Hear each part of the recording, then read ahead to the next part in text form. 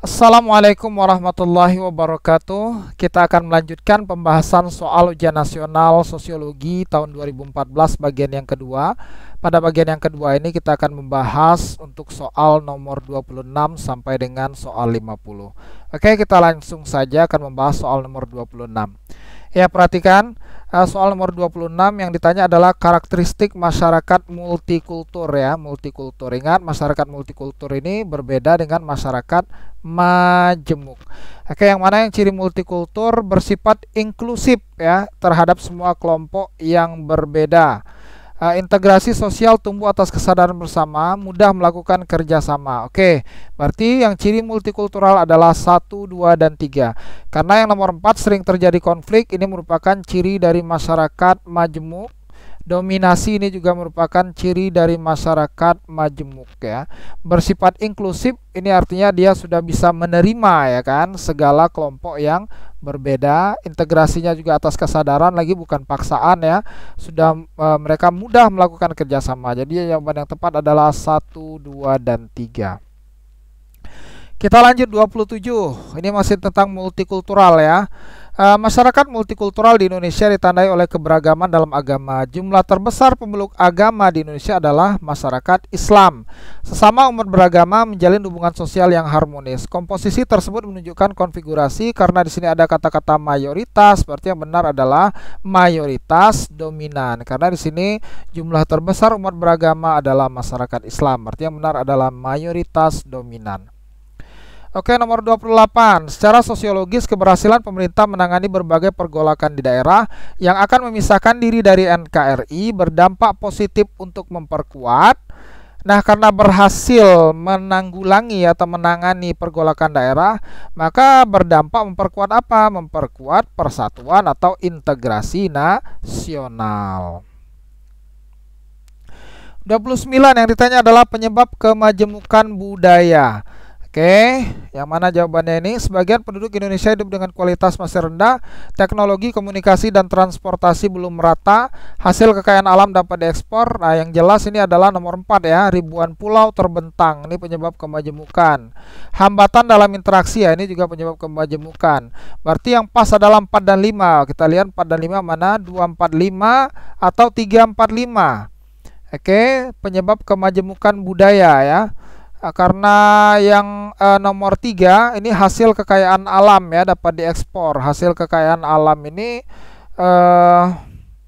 hasil kekayaan alam dapat diekspor ke berbagai belahan dunia. Ini apakah kemajemukan budaya ya? Nah, kurang pas ya. Yang benar adalah karena zaman dulu itu belum ada teknologi yang bisa menjalin komunikasi antar satu pulau atau antara satu masyarakat dengan masyarakat lainnya, dan juga transportasi yang masih belum begitu lancar pada zaman dahulu ya. Berarti tempat ya yang penyebab kemajemukan budaya adalah 2, 4, dan 5. Ini yang paling tepat. 30. Yang ditanyakan adalah yang tidak sesuai dengan realitas multikultur. Masyarakat multikultur adalah masyarakat yang sudah saling menerima perbedaan yang ada.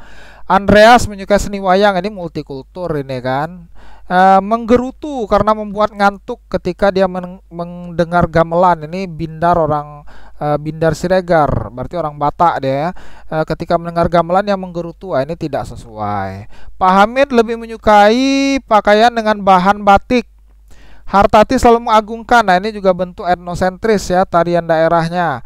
Tari tortor tidak atraktif. Nah, ini juga tidak sesuai. Berarti yang paling pas adalah 2, 4, dan 5 ya. Ini yang paling tidak sesuai dengan realitas multikultur. Oke, kita lanjutkan 31. Menurut Gilin dan Gilin, perubahan sosial merupakan variasi cara hidup yang diterima karena, ini berarti karena ya, perubahan kondisi geografis, kebudayaan material, komposisi penduduk, ideologi maupun difusi. Yang ditanya adalah makna perubahan sosial sesuai dengan deskripsi tersebut adalah, nah karena dia ada kata-kata karena, berarti merupakan sebab terjadinya perubahan. Mengapa adanya perubahan? Nah, inilah penyebabnya. Kondisi geografis, kemudian material, dan lain sebagainya. 32. Pemerintah melakukan perubahan terhadap kurikulum KTSP menjadi 2013 dengan tujuan agar pendidikan di Indonesia semakin baik. Yang ditanya adalah bentuk perubahan tersebut adalah, ini merupakan perubahan yang sudah direncanakan atau plan. perubahan yang sudah direncanakan. Inovasi ya bukan ya, regres ini kemunduran, revolusi juga bukan, apalagi evolusi. Ini adalah perubahan yang direncanakan, planet social change. Oke, nomor 33 yang ditanya adalah dampak positif dari proses mutual akulturasi. Mutual akulturasi ini apa? Ini saling menyukai ya, saling menyukai atau saling terbuka antar budaya yang berbeda. Oke, perkotaan cenderung lebih terbuka, terbiasa berinteraksi dengan orang yang berbeda suku, ras, dan agama. Yang ditanya adalah dampak positifnya. Apakah memudarkan? Ya tidak. Mempercepat? Tidak ada hubungan. Mendorong homogenitas? Tidak ada. Menghilangkan? Tidak bisa menghilangkan perbedaan sosial. Yang benar adalah mengurangi sentimen kelompok primordial agar orang itu tidak terlalu terikat ya, tidak terlalu melihat berdasarkan sudut pandang budayanya sendiri. Jadi sentimen primordial itu dikurangi karena dia bisa menerima atau berinteraksi dengan orang yang berbeda suku bangsa, bukan hanya dengan satu suku saja atau satu agama saja yang berinteraksi, tapi dengan berbagai macam suku, ras, dan agama yang berbeda. Kita lanjutkan 34. Hasil pemilihan umum legislatif maupun eksekutif kini bisa diketahui oleh masyarakat luas dalam tempo singkat sebelum KPU mengumumkan hasil secara resmi.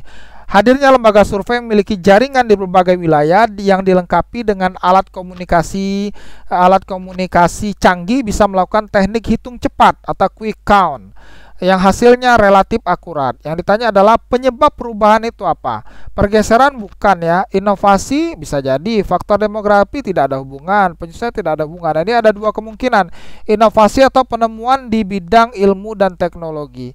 Nah, karena di sini ada kata-kata ini ya, jaringan yang dilengkapi dengan alat komunikasi canggih ya, berarti inovasi di bidang teknologi informasi.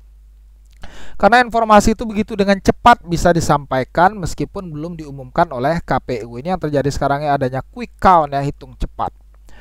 35. Pemerintah yang baik adalah pemerintah yang dapat mensejahterakan rakyatnya dengan cara peningkatan di segala segi kehidupan melalui proses modernisasi. Hal itu sesuai dengan manfaat modernisasi, yaitu mendapatkan apa tujuan modernisasi? Mendapatkan apa? Mendapatkan kehidupan yang nyaman ya, kehidupan yang nyaman. Ini jawaban yang benar ya, mendapatkan kehidupan yang nyaman. Oke, kita lanjutkan nomor 36. Pembangunan dan pelebaran jalan raya negara tidak dapat diselesaikan dengan tepat waktu karena adanya kelompok masyarakat yang tidak mau menjual lahan. Nah, ini sering terjadi ya. Mereka beralasan bahwa tanah warisan leluhur harus dipertahankan apa adanya dan tidak boleh dijual. Sikap penolakan masyarakat tersebut disebabkan adanya apa? Karena adanya suatu tradisi, faktor tradisi, yaitu tanah itu tidak boleh dijual. Ini merupakan bagian dari tradisi yang berlaku dalam masyarakat tersebut. Tanah ini merupakan warisan yang harus dipertahankan. Oke, kita lanjut. Ciri lembaga. Lembaga harus punya tradisi, benar. Memerlukan alat perlengkapan, benar. Memiliki simbol, benar. Ya, sejumlah lapisan, ini bukan lembaga, ini stratifikasi. Dengan kedudukan sosial juga bukan lembaga. Berarti yang benar adalah 1, 2, dan 3. Oke, kita lanjutkan. 38. Yang ditanya adalah approve dan sanction institution. Ya, approve ini adalah lembaga sosial yang diterima. Lawan dari approve adalah unsanction. Unsanction ini lembaga yang ditolak. Kejahatan ini unsanction. Kelompok pertemanan ya. Oke, lembaga sekolah approve, perusahaan dagang approve ya kan. Lembaga agama approve ya. Kelompok pertemanan ini belum jelas bagaimana pertemanannya ya. Berarti yang tepat adalah 3, 4, dan 5. Oke. 39. Melalui perkawinan seorang akan mendapatkan status atau kedudukan yang baru di masyarakat sebagai suami atau istri. Secara otomatis ia akan diperlakukan sebagai orang yang telah dewasa dan mampu bertanggung jawab kepada diri, keluarga, anak-anak, dan masyarakatnya.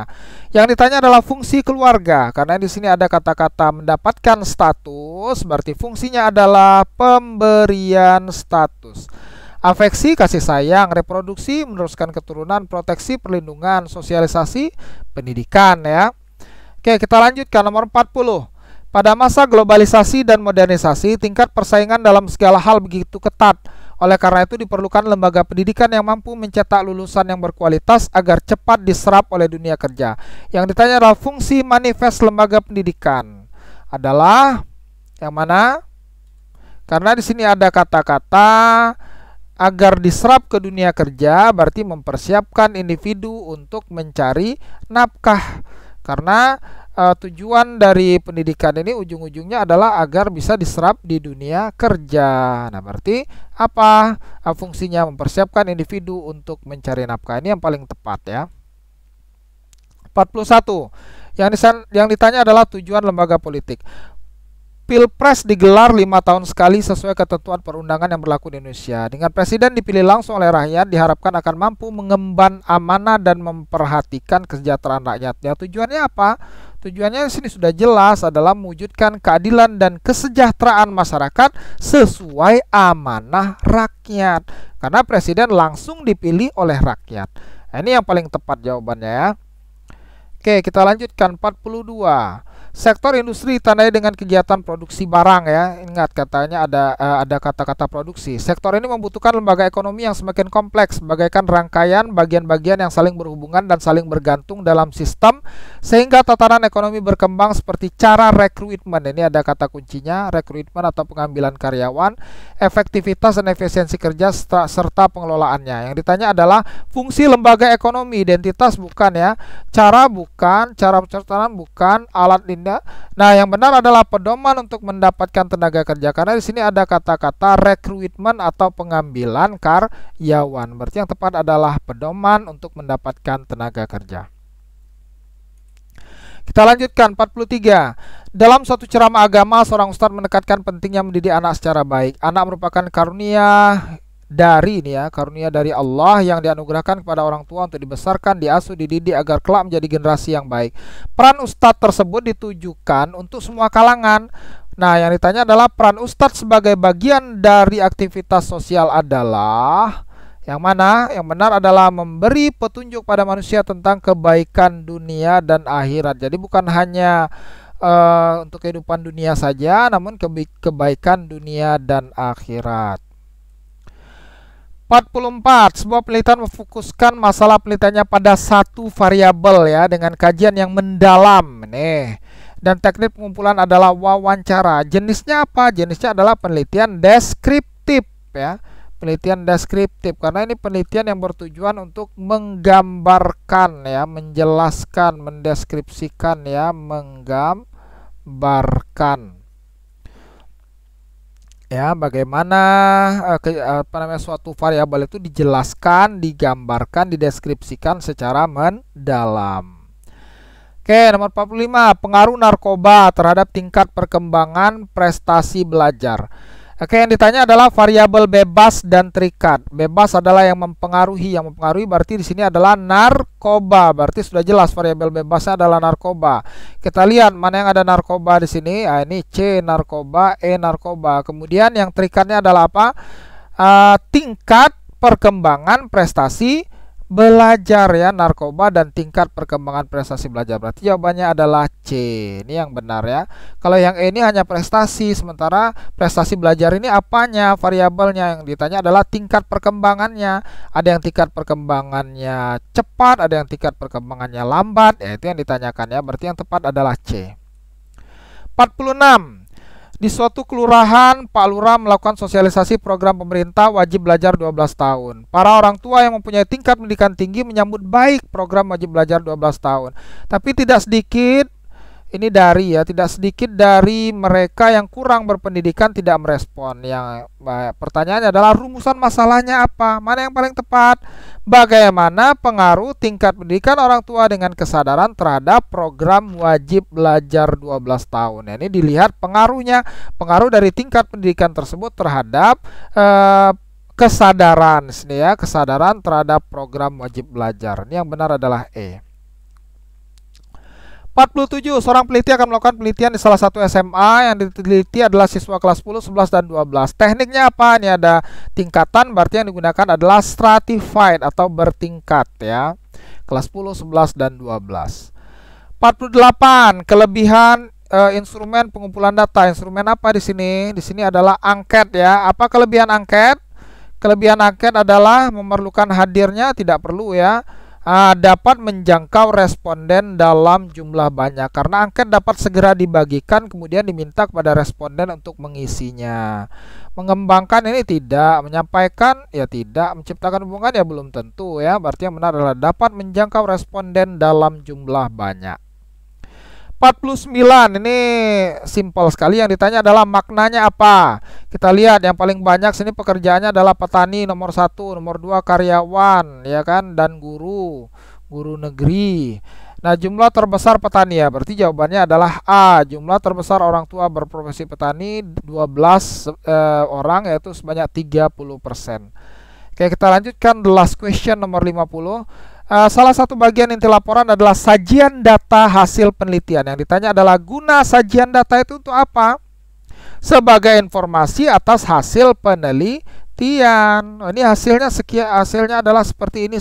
Nah, itu disajikan dalam laporan sajian data hasil penelitian sebagai informasi. Memunculkan data yang sesuai, ini salah ya. Menyembunyikan, apalagi ini membuat tabel. Nah, ini bagian dari data itu sendiri ya, dalam membuat simpulan ya, sebenarnya bukan hanya peneliti ya. Oke. Oh ya, yang ditanya saya adalah guna sajian data tersebut bagi peneliti ya, guna sajian data tersebut bagi peneliti ya. Nah, kalau yang A ini kan untuk publik ya, ini kurang tepat ya. Berarti yang guna sajian data bagi peneliti adalah membantu peneliti dalam membuat simpulan penelitian. Ini yang paling tepat ya, karena merupakan guna bagi peneliti. Yang ditanya adalah guna sajian data itu bagi peneliti, membantu peneliti dalam membuat simpulan penelitian. Berarti yang tepat adalah E ya, ini salah ya. Yang tepat adalah E, membantu peneliti dalam membuat simpulan penelitian. Oke, para siswa sekalian, terima kasih atas perhatiannya. Jika masih ada yang belum jelas atau masih ada yang ingin ditanyakan, silakan ketikkan pertanyaan di kolom komentar. Jangan lupa like, share, dan subscribe channel ini bagi yang belum subscribe. Terima kasih atas perhatiannya. Sampai bertemu lagi dalam video pembahasan soal ujian nasional lainnya. Wassalamualaikum warahmatullahi wabarakatuh.